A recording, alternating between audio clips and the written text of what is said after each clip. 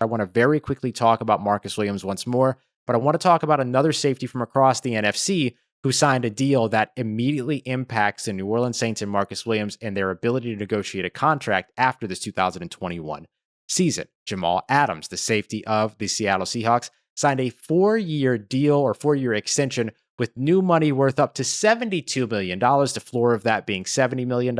So in terms of average money per year, you're looking at either $17.5 or $18 million per year. That is a far venture from what was originally the highest paid safety contract in the NFL, which was Justin Simmons with the Denver Broncos at $15.25 million.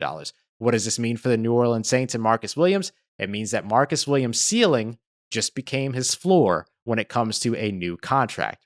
Before this Jamal Adams deal, the Justin Simmons money, $15.25 million, was effectively the ceiling. You can get maybe a little bit above that, make him the highest paid safety. You can go a little bit below that, make him the second highest paid safety. But now you got to get above that because you're always going to come in under Jamal Adams there. Jamal Adams and Marcus Williams play a bit of a different safety role. For instance, Jamal Adams has two interceptions in his entire career. However, he had 9.5 sacks last season. The guy does everything over on that defense. So I don't think you're going to get Marcus Williams up to that money, $17.5, $18 million when it comes to the average per year, which isn't literally how much they get paid per year, but just the total contract average. But I do think that now the Justin Simmons deal becomes the new floor for Marcus Williams when it was previously the ceiling you might have to go a little bit above.